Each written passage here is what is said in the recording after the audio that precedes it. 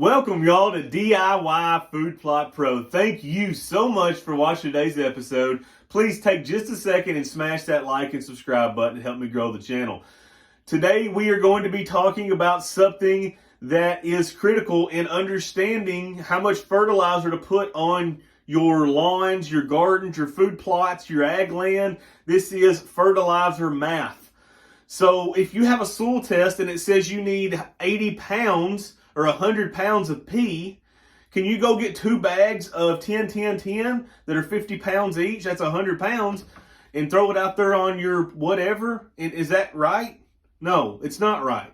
I'm going to take you through all these steps and I'm going to show you fertilizer math. I'm going to show you a lot of the common names and blend types that we're dealing with for food plots, ag country, everything like that, that you understand fertilizer math, that you leave your farm store, your co-op, whatever, and you feel confident that you're putting the correct amount of fertilizer on your lawn, your garden, your food plot, your ag land that your soil test is calling for, and you're going to be able to figure out how to save money doing this too. Okay, this is a big one. You're going to be able to save money because a bag of 10, 10, 10 or a bag of 20, 20, 20, I'm going to show you the difference, and you're going to be able to see which one's actually cheaper per fertilizer pound, okay? Not necessarily for a 50-pound bag, okay? So let's get right into this.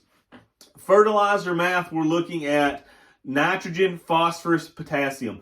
The first number in any fertilizer analysis is N, that's nitrogen. The second number in any fertilizer analysis is phosphorus, and the third is potassium, okay? So anything that you're going to get is going to have those 3 numbers on it, okay? And what that means, if you've watched any of my other videos, I've explained this a little bit, but for a 50-pound bag, if you'll double that, makes math so much easier to 100 pounds, then you're going to be able to look at that bag and say, if it's 20, 20, 20, and you've got 100 pounds, you're getting 20 pounds of nitrogen, 20 pounds of phosphorus, 20 pounds of potassium.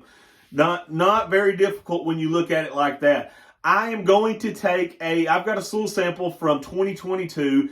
At the end of this video, I'm going to walk you through a real life soil sample showing you exactly how much I recommend and exactly how much fertilizer I mixed to get this mix correctly, okay? So we're going to show you a real life example of this here in just a few minutes.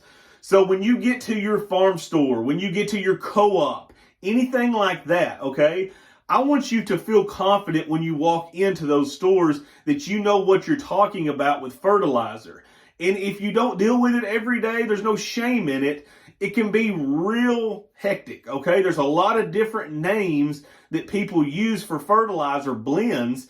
Let's go through those real quick, and I'm going to show you what those blends are, what their fertilizer analysis is, and what they're called. DAP. That's the main one that you're going to hear if you go into a fertilizer place to buy fertilizer. DAP. What is DAP? It is 18-46-0. So that means 18% nitrogen, 46% phosphorus, 0% potassium.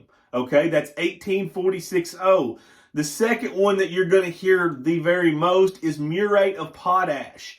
Its fertilizer analysis is 0-0-60. Okay, so if you have watched a lot of my videos, I use an awful lot of 9-23-30. Well, how do I get that number? I blend these together. You take 100 pounds of DAP or 50 pounds of DAP, 50 pounds of muriate of potash, 18-46-0, 00-60. You put them together, and all of a sudden, you've got a 9-23-30 analysis. Does that make sense to everybody? I hope it does. If you don't, leave me a comment down there, and I'll try to explain it more, but I think that makes sense. So, some other different fertilizer analysis that we need to be aware of. Super triple phosphate, 0-46-0. That's a big one because that's going to be your main phosphorus driver right there, okay? That's your second number, right? N, P, and K. So let's ammonia nitrate. Ammonia nitrate is not readily available as what it used to be. I think you can still get some. We have pretty much switched to other forms of nitrogen, but nitrate is a great, ammonium nitrate is great nitrogen fertilizer. Its analysis is 34-0-0. Okay, 34% nitrogen, 0 phosphorus, 0 potassium. Urea, that is another form of nitrogen. Its analysis is 46% nitrogen, 0 phosphorus, 0 potassium. Okay, so those are both only nitrogen fertilizers. Okay, and then you can get real weird, which I don't think many of you will be using this, but this is liquid nitrogen, which it is sold by the gallon, and it is 28 to 32%. Don't be confused by liquid nitrogen and liquid fertilizers. You're talking about two different things here, okay? I prefer not to use liquid fertilizers on my food plots, on my ag land, because it takes so much to get the amount of pounds that you're going to need. I'm going to show you that here in just a second on this live example, okay? So let's get into this soil sample to where when you pull a soil test and you get the results back, you're looking at it, it can be a little bit scary because you're like, I don't understand this stuff. Well, let's walk through this right here. And this is going to be super easy. Once you get done with this video, you are going to feel like you know everything about fertilizer math. You're going to confidently walk into those farm stores and be able to buy fertilizer. You're going to look at a bag and say, yeah, this is cheaper, but it's giving me less fertilizer analysis. This is better bang for the buck right here, okay? So this is something that I want you to do to try to save you money in the fertilizer industry. Okay, so this is a soybean soil sample that I took from 2022. I'm going to post a picture of it. Right there it is.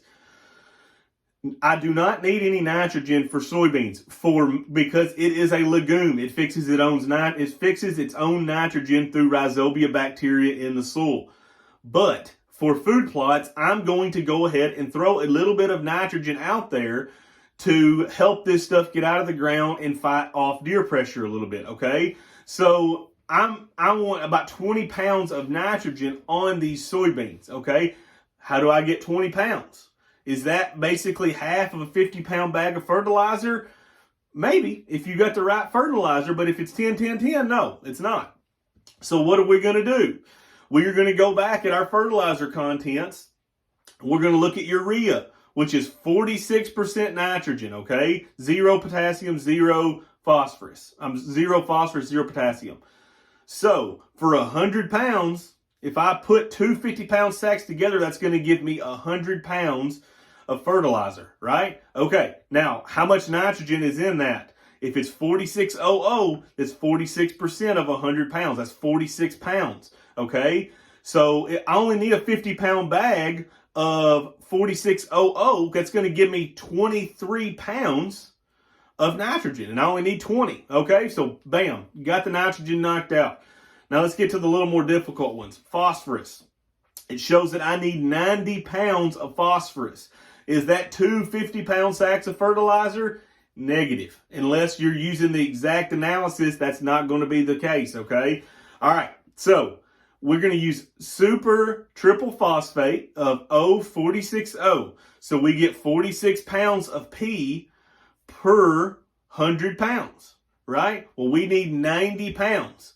So if we put two sacks together to get us 100 pounds, that's going to give us 46 pounds. If we put another two sacks on there to get 200 pounds, 4 50-pound bags, we're going to be at 92 pounds of P, which is perfect, okay?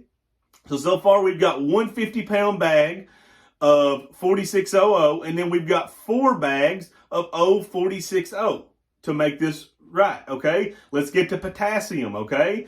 Potassium is 160 pounds needed.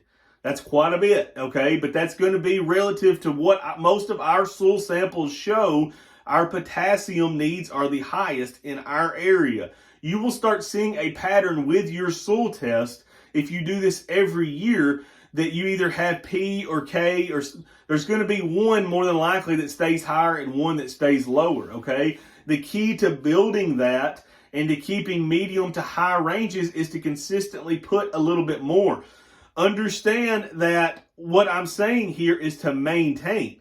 So this is not to add to your fertilizer and to make it higher for next year, which we can do with P and K because it stores it in the soil like a bank. Okay?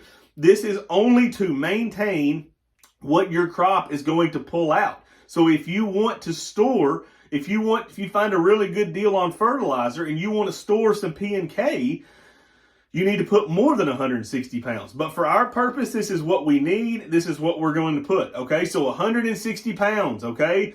So we are going to use muriate of potash, which is 0060, okay? 60% potash, potassium. So at 100 pounds, two 50-pound bags of 0060, we get 60 pounds of K, okay? Well, we need 160 pounds. We're not even close yet. So let's double that. Let's do 200 pounds at 0060. That gets you to 120 pounds of K. We're still not close. We're getting there. So let's double it again. So now we've got 300 pounds. 6 50-pound bags of 0060 gets you 180 pounds of K. That, for me, is what I'm going to put. That gives me a little bit to build on, right? That gives me 180 pounds of K, and the soil test is showing for 160. So that's a sweet spot for me. That makes the math super simple. So for this soil sample, which is considered probably an average soil sample, it might be a hair on the low side, we're going to put one bag of 4600, 150-pound bag. We're going to put 4 bags of 0460. And we're going to put 6 bags of 0060. So we're talking 11 bags of 50-pound bags of fertilizer. 550 pounds, guys. So when you're throwing one sack of fertilizer out there for your food plots or your lawn, for your ag land, your yard, you got to understand that you're not putting very much because these rates really are high. Okay, 4600, 0460, 0060, those are high fertilizer analysis, okay? If you go to a farm store, a lot of times you're going to see 10, 10, 10. Some 20, 20, 20. Well, you can do your math now that you know how to do it, how much that's going to be when you put 20, 20, 20 down and you need 160 pounds of K at 20, 20, 20. That's significant, okay? That's a lot of fertilizer to put down. But if you're not fertilizing for your soil results, you're going to expect mediocre results, okay? You're going to expect deficiencies in your fertilizers. You're going to expect slow growth.